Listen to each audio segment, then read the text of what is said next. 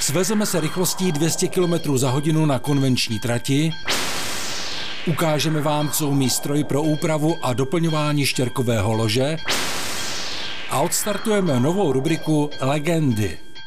Přátelé, kamarádi, ahoj, vítáme vás u prvního vydání magazínu Pozor vlak v roce 2020 a první reportáže na vaše přání. Mnoho z vás totiž psalo, abychom vám ukázali, jak se řídí železniční provoz v Brně hlavním nádraží po rekonstrukci. A nad to vám ještě ukážeme, jak se tady řídil provoz před rekonstrukcí. Pozor vlak začíná.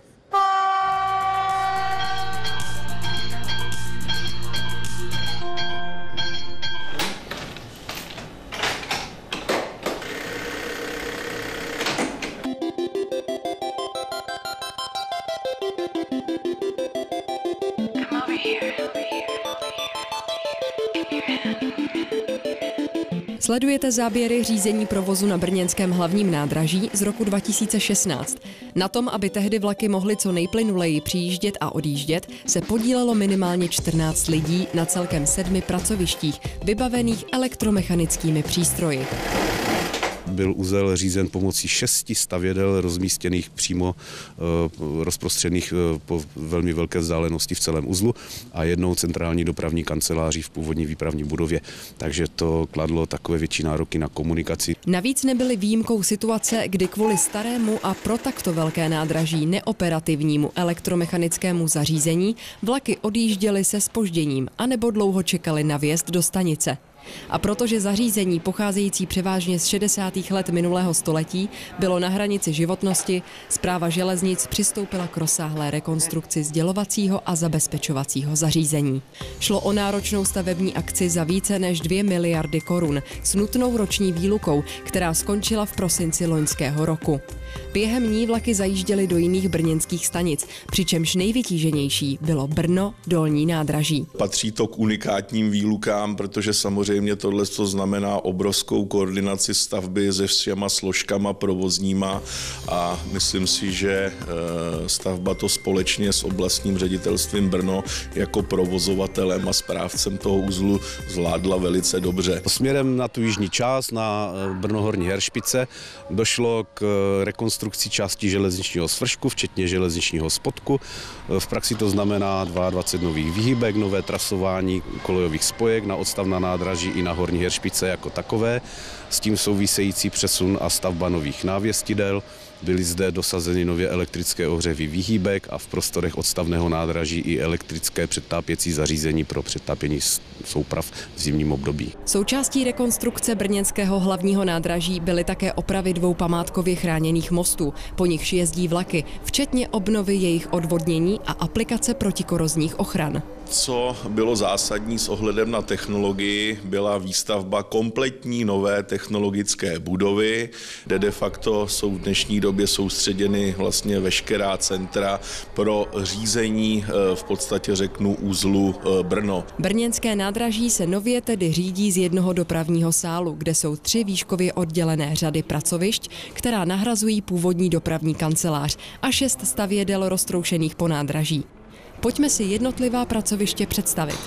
Zde se nachází výpravčí, kteří řídí odstavné nádraží B a tratě od Černovic a od Brna Chrlic. Zde na prostředu sedí výpravčí, kteří řídí provoz v hlavních kolejích, to znamená v kolejích směrem na Brno Židenice. A zde se nachází výpravčí, kteří řídí odstavné nádraží A a tratě od Brna Horní Heršpic a zastávky a Jihlavy. Nyní se nacházím na pracovišti hlavního výpravčího, který za normální činnosti, to vypadá, že v podstatě ani není třeba komunikovat, ale na jeho práce nastupuje v případě jakýchkoliv mimořádností. Metodicky fakticky řídí ten dopravní provoz a práci panelových výpravčí, kteří se nachází v první řadě. Po své pravé ruce má operátorku staničního rozhlasu, která hlásí a obsluhuje vlastně informační systém v Brně hlavním nádraží. Zde se nacházíme na pracovišti operátorky výpravčího a operátorky směnového dozorčího. Tato pracovnice zpracovává podklady pro operátorku staničního rozhlasu a neustále s ní komunikuje. A po její pravé ruce se nachází směnový dozorčí, což je styčná osoba mezi dopravci a zaměstnanci řízení provozu.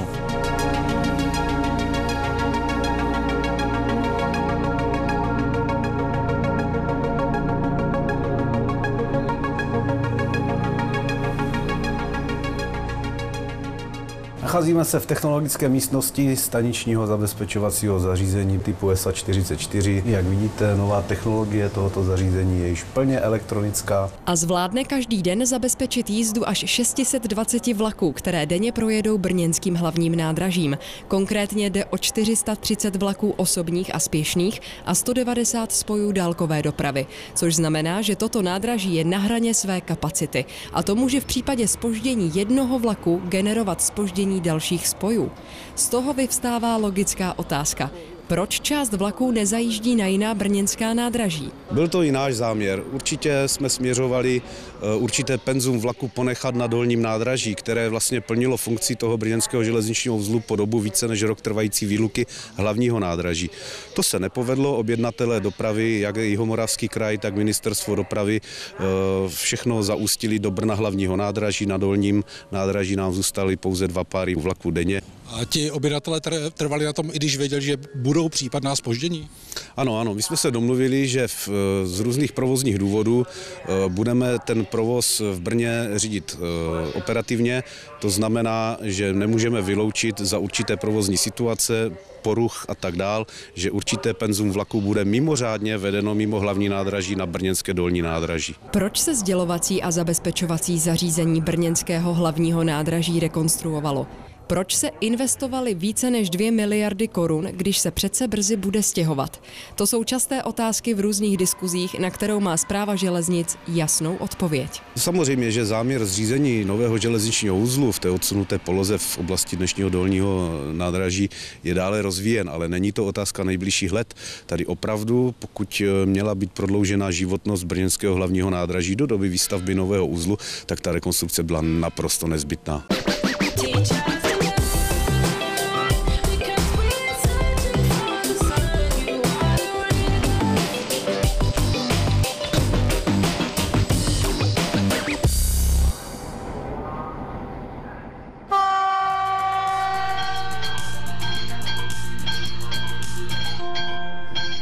Je tu rychlý přehled událostí na železnici. Vladimír Kremlík skončil ve funkci ministra dopravy. Odvolal ho premiér Andrej Babiš za předraženou zakázku na e-shop pro elektronické dálniční známky v hodnotě 400 milionů korun. I když se Kremlík brání slovům o předražení, Babiš považuje za absurdní, že ministerstvo dopravy takovou zakázku vůbec obhajovalo. Rezort dopravy bude vést současný ministr průmyslu a obchodu Karel Havlíček. Správa železniční dopravní cesty se od 1. ledna 2020 přejmenovala na Správu železnic a hned z kraje roku připravila pro novináře mezi Břeclaví a Brnem ukázkovou jízdu v rychlosti 200 km za hodinu pod kontrolou ETCS. Maximální rychlost na české železnici je v současné době 160 km za hodinu. Správa železnic při testech, které probíhají od loňského prosince, ověřuje, co vše se musí na tratích změnit a zda takové úpravy mají smysl. Při rychlosti 200 km za hodinu totiž na trati nesmí být například přejezdy. Největším problémem pro zvýšení rychlosti je však šíře zastávek na tratích a peronů ve stanicích, které neposkytují bezpečný prostor pro čekající cestující. V současné době je trendem zvyšování rychlostí, ne však za každou cenu, ale na vytipovaných místech, jako je například tento úsek Podivín-Vranovice, si ta vyšší rychlost najde uplatnění, neboť nám zkrátí samozřejmě jízdní doby nejenom v této lokalitě, ale i na celém koridoru směr Vídeň. Věřím, že této rychlosti v nejbližších vteřinách docílíme. Pokud testy dopadnou na výbornou, Správa železnic má vytipováno už 5 míst, kde zvýší rychlost. Jako první by to byly Ejpovické tunely, dále pak úseky mezi Olomoucí a Přerovem, Chocní a Uherskem, či úseky na 4. koridoru mezi Prahou a Českými Budějovicemi.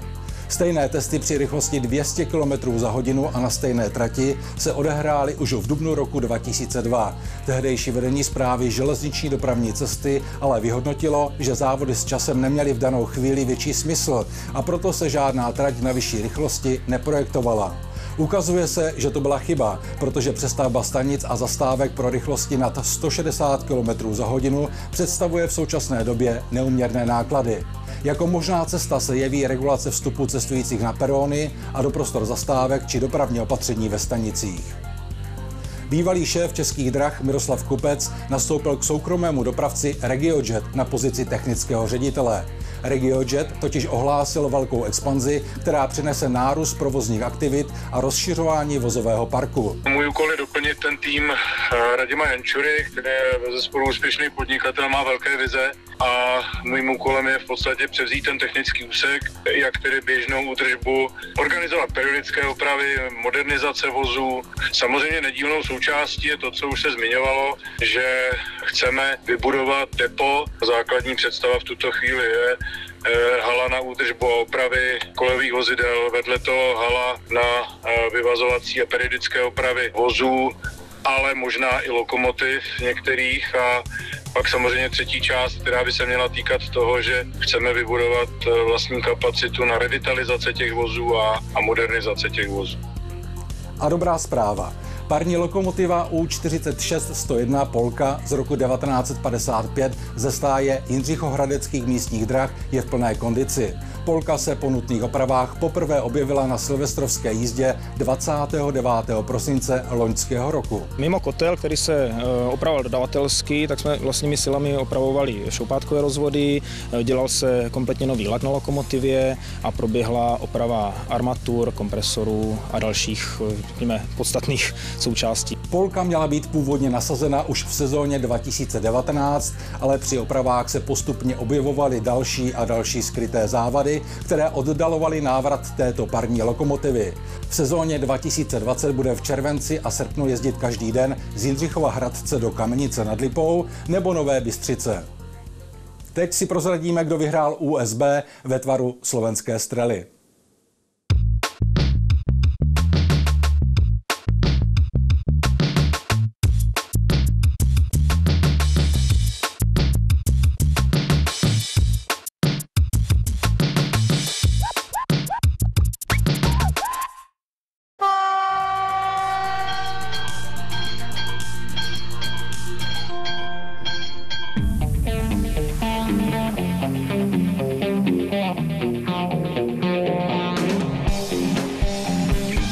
Protože se vám líbí reportáže o různé traťové mechanizaci, tentokrát jsme vyrazili do Přerova za tímto 18 metrů dlouhým a téměř 55 tun těžkým strojem USP 2000 C2 z produkce Plasser und Teurer. Umí to upravovat štěrkové lože, což je v podstatě důležitá věc po podbíjení, při propracování. Umí to vlastně zamíst štěrk a zůstává nám potom vlastně krásné štěrkové lože. Tady vidíte, jak takové štěrkové lože musí dle předpisů v různých variantách vypadat.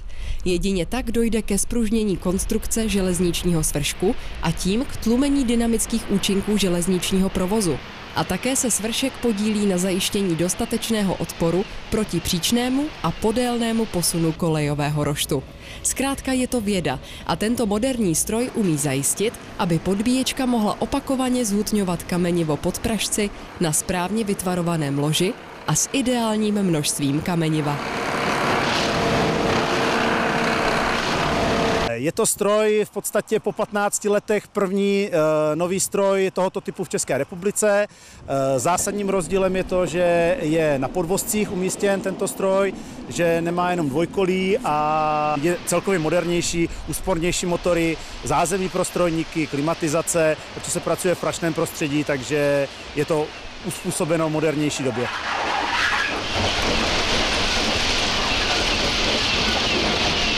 V případě, když je toho štěrku hodně, pluh si může vlastně namést do zásobníku, 5kubíkového zásobníku, přebytečný štěrk. Převeze ho o 200, o 300 metrů dál, tam, kde chybí, tam ho doplní. Používá se to především ve výhybkách, kde vlastně ve výhybkách se doplňuje ten štěrk v místech vlastně středové části srdcovky a proto vlastně má ten zásobník. Ono nametání se provádí speciálními kartáči. Tady vidíte náhradní.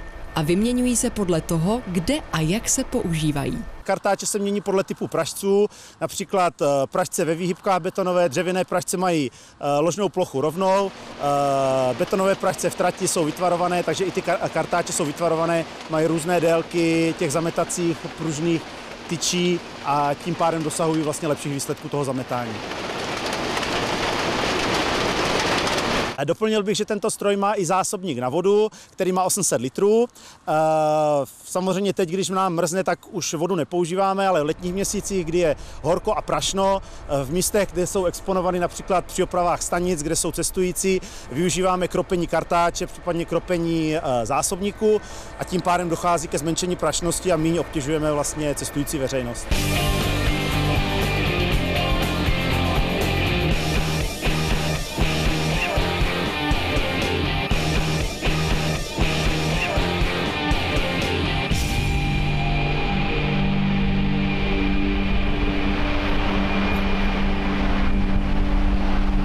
Posádku stroje tvoří vlastně vedoucí stroje a 3 strojníci. Vedoucí a jeden ze strojníků jsou zároveň strojvedoucími, takže jsou schopni stroj přepravovat.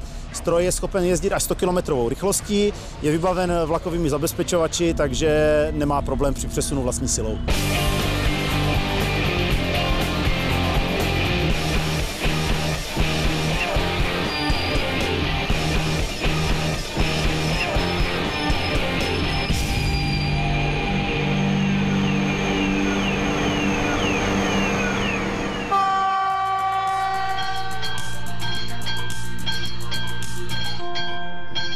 Ahoj všem, vítáme vás u sledování naší nové rubriky, kterou jsme nazvali Legendy.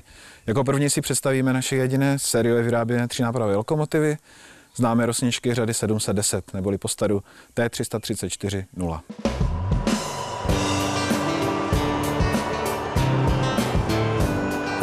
Z lokomotiv československé výroby jsou rosničky zajímavé hlavně tím, že byly vyráběny postupně ve 4 různých továrnách. Vznikly na základě poptávky tuzemských i zahraničních průmyslových podniků po větší motorové lokomotivě, než byly v té době do průmyslu nejčastěji dodávané dvounápravové stroje. Rosničky vychází z jediného vyrobeného prototypu T324-001, který byl v ČKD vyroben v roce 1959. Tento nepříliš úspěšný prototyp byl v ČKD koncem 50. let přepracován do provedení rosničky, takové, jak ji známe dnes. Nový prototyp T334-001 opustil libeňský závod ČKD v polovině roku 1961 a dodnes ho můžeme zastihnout v provozním stavu v depu Bratislava. Po technické stránce je rosnička 3nápravovou motorovou lokomotivou s jednou věžovou kabinou a 2 k ní přiléhajícími kapotami. Hmotnost lokomotivy je 40,5 tuny, nejvyšší rychlost buďto 30 km za hodinu v takzvaném posunovacím nebo 60 km za hodinu v traťovém režimu. Naftový motor 12 V170DR má výkon 302 kW, tedy asi 410 koní, a přes hydrodynamickou převodovku a nápravové převodovky pohání všechna dvojkolí lokomotivy prostřednictvím kardanů. Přední delší kapota v sobě ukrývá 12válcový nepřeplňovaný naftový motor a dále hydromechanickou převodovku, na jejich spodní vývod je připojen pohon dvojkolí. V kratší zadní kapotě můžeme hned za kabinou najít hlavní vzduchojemy a většinu prostoru zabírá chladičová část pro vodu i olej, pro hydrodynamickou převodovku i naftový motor. A dále zde můžeme najít naftovou nádrž. Uvnitř věžové kabiny, ze které je velmi dobrý výhled na všechny strany, můžeme najít 2 řídící stanoviště. Viděli jsme pomocné a tady je řídící stanoviště hlavní ve směru jízdy vpřed. Jen 4 měsíce po vyrobení prototypové T334-001 začaly halu lokomotivky ČKD v Praze Libni opouštět sériové stroje. Jejich výroba se však kvůli nedostatečné kapacitě výrobní hal celkem 3krát přestěhovala. Nejprve v roce 1964 do závodu Tatra na Smíchově, v roce 1966 pak na Slovensko do zbrojovky v Dubnici nad Váhom a od roku 1969 se rosničky vyráběly v turčianských strojírnách v Martině. Celkem bylo do roku 1973 vyrobeno bezmála 600 těchto lokomotiv, které našly své uplatnění jak na posunu u státních drah a na vlečkách československých podniků, tak byly i exportovány do Německa, Maďarska a Indie. U Českých drah byla většina strojů vyřazena v průběhu 90. let, na Slovensku se ale udrželi v provozu ještě o dekádu déle. Dodnes můžeme několik rostniček potkat v provozu na vlečkách, stále častěji se ale stávají součástí sbírek Spolku přátel železnice, které provozují a udržují historická vozidla. Ostatně po půlstoletí aktivní služby si to tyto malé, ale elegantní lokomotivy určitě zaslouží. Na výrobu rostniček T334-0 měla v Dubnici nad Váhom navázat ještě výroba jejich zdokonalené verze T335-0. Vyrobeno ale bylo pouhých 5 lokomotiv. Dnes jsme si společně představili lokomotivu T334-0797, která sloužila celý svůj život na vlečce Výzkumného ústavu železničního ve Velimi. Tuto lokomotivu v roce 2008 koupila společnost Junior Market a po opravě je plně provozní, domovem je na vlečce v Červených Pečkách.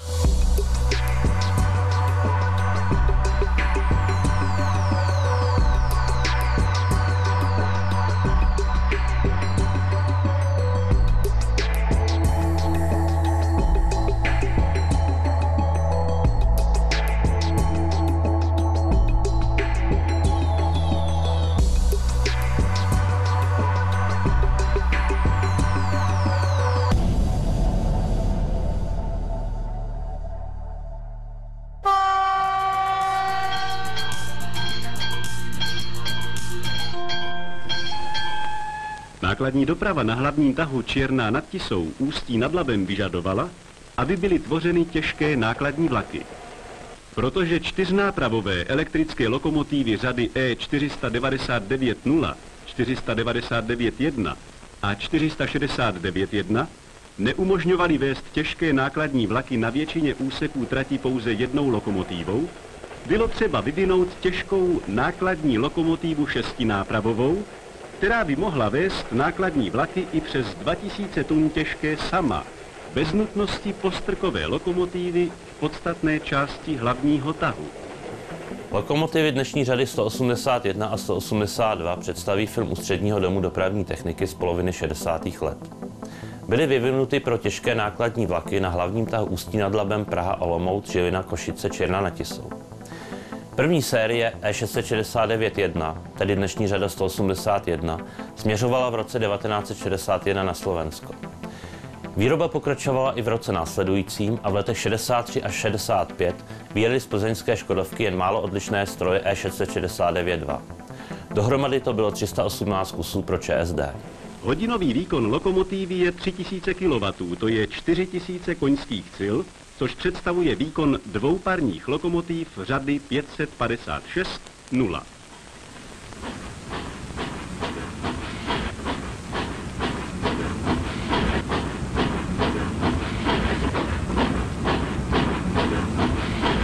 Při rozjezdu může dosáhnout lokomotiva řady E669-2 tažné síly až 36 megapondů, což je nejvyšší dosažená tažná síla u lokomotiv ČSD. Elektrické lokomotivy řady E669-1 a E669-2 se skládají ze 2 3nápravových podvozků a skříně. Všech 6 dvojkolí je hnacích s individuálním pohonem náprav od trakčních motorů. Skříň lokomotivy tvoří s rámem jeden celek. Vrchní část skříně je z laminátu, plechu, plechových profilů a úhelníků. Stěny jsou dokonale vystuženy sloupy, které slouží jako zásobníky písku. Těsně pod střechou lokomotivy jsou z obou stran umístěny nasávací skříně. U vstupních dveří na druhé stanoviště strojvedoucího je umístěn žebřík, který umožňuje výstup na střechu. Na střeše jsou rozjezdové odpory a 2 mezichladiče pro chlazení vzduchu stlačeného kompresory. Kryty nad rozjezdovými odpory jsou odnímatelné. Dále jsou na střeše 2 sběrače, kterými se přivádí do lokomotivy proud z trolejového vedení. Každý sběrač je připojen přes odpojovač na sběrnici. Oba odpojovače jsou ovládané u lokomotivy řady E669-2 dálkově ze stanoviště strojvedoucího a u lokomotivy řady E669-1 ze strojovny ručně. Otvory pro plnění zásobníků pískem jsou na střeše a musí být dobře uzavřeny, aby písek nezvlhl. Vnitřek skříně je rozdělen mezi stěnami na 3 prostory, z nichž 2 na konci lokomotivy jsou strojvůdcovská stanoviště a střední prostor je strojovna. Chodba spojující strojvůdcovská stanoviště přechází uprostřed strojovny z pravé strany na levou. V příčné chodbě jsou umístěny tlakovzdušné přístroje a elektromagnetické ovládací ventily. Vysokonapěťová část strojovny je oddělena od chodby drátěným pletivem v rámech. Veškeré ovládací přístroje jsou umístěny v blízkosti strojvedoucího. Po pravé ruce strojvedoucího jsou umístěny všechny přístroje tlakovzdušného zařízení a přístroje, které musí být během jízdy sledovány, jsou umístěny ve směru výhledu na trať. Na lokomotivě rozlišujeme první a druhé stanoviště. Stanoviště, na kterém je umístěn registrační rychloměr, je označeno jako první. V mezistěně za prvním stanovištěm je regulátorová skříň, lednička, vařič a umývadlo, u lokomotivy řady E669 odvodňovací kohout hlavního vzduchojemu a uzavírací kohout vzduchového potrubí k sběračům, odpojovačům a k uzemňovači. Na těchto lokomotivách nemusí tedy strojvedoucí při uvádění lokomotivy do provozu vstupovat do strojovny. Na každém stanovišti je umístěn návěstní opakovač vlakového zabezpečovače. Nejstarší elektrické lokomotivy využívaly odporovou regulaci výkonu, kdy se při rozjezdu část energie mění v litinových odpornících na teplo. Později jsou zapojeny šuntovací odporníky, o nich jsme se zmínili již v jednom z předchozích dílů pořadu u lokomotivy ES 499-0. Hlavní kontrolér zapojuje rozjezdové odporníky, šuntovací kontrolér odporníky šuntovací, zeslabující buzení motoru. Strojvedoucí ovládá ze stanoviště řídícím kontrolérem. Do měřících obvodů je zapojen ampérmetr pro měření proudu v hlavních obvodech, voltmetr pro měření napětí, elektrický rychloměr a ampérmetr pro měření proudu pomocných obvodů. Tlakové brzdy má lokomotiva 2. Samočinnou, která pracuje současně jako brzda vozová a obsluhuje se brzdičem současně se všemi brzdami vlaku. Druhá tlaková brzda je přímočinná, která slouží jen k brzdění samotné lokomotivy. Elektrické lokomotivy řady E669-1 a E669-2 vyžadují dokonale připravené nejen strojvedoucí, kteří řídí tuto lokomotivu, ale i řádně seznámený údržbářský personál, neboť jen s dobře připravenou lokomotivou lze plnit požadavky kladené na zvýšenou nákladní dopravu. Přes 1000 kusů lokomotiv bylo dodáno také pro Sovětský svaz, kde stále jezdí. Nesou označení ČS2 a ČS3 a přezdívku Čebudaška podle postavy z filmu Krokodýl Geňa. V Československu se lokomotivě přezdívalo skútr. Nejsou u nás v provozu muzejní stroje a také pronajaté lokomotivy u polských soukromých dopravců. Na obrázku z roku 2012 vidíme lokomotivu, která si zahrála i v našem dnešním filmu. O tom, jak citlivé téma byla jednočlenná obsluha lokomotiv, si povíme příště.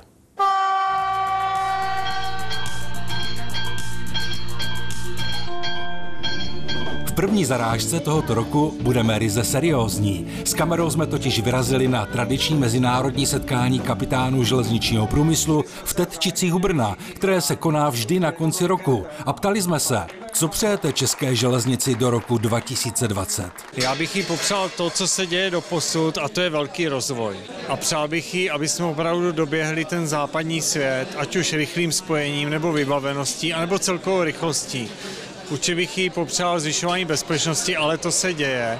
A potom, aby ten zájem, který poslední dobou je, a já to tak vnímám, nadále trval napříč politickým spektrem. Je to významné. České železnici bych přál zejména finance tak, aby byla dostatečně podporovaná ze strany vlády, abychom mohli opravdu zabezpečit vše, co je třeba. To znamená od bezpečnosti po veškerý provoz. Přál bych si, aby železnice měla čím dál víc spokojených cestujících.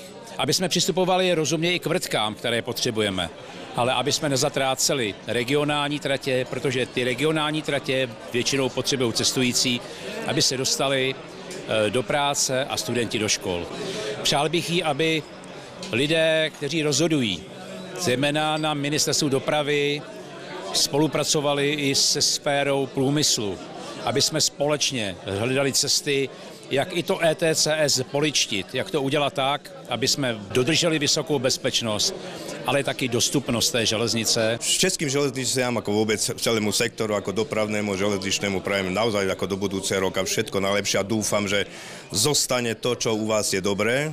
To znamená toto, čo existuje u vás, vôbec financovanie železníc. Toto si prajeme aj pre seba, aby slovenské železnice toto mali, lebo to naozaj, myslím, toto je cesta, keď vieme vôbec železnice niekde posunúť. A toto úprimne závidím českým ako železnicám, ako celému sektoru. To si prajeme aj nám, slovenským železnicám, ale len pokračujte. A jsme skoro v závěru tohoto vydání magazínu Pozor vlak, ale ještě soutěž. Ptáme se na otázku, kdy poprvé tady přijel na brněnské hlavní nádraží vlak. Pokud víte správnou odpověď, pak ji pište na adresy uvedené na obrazovce, a to do 15. února 2020. Mějte se krásně a železnici zdar. Brno je zlatá loď, za vlaky tu taky choď. Máme. Přátelé, kamarádi, vítáme vás u prvního vydání magazínu Pozor vlak v roce 2020. Mnoho z vás si psalo, jo. Přátelé, kamarádi, začínáme. Já jsem zapomněl, co mám říct.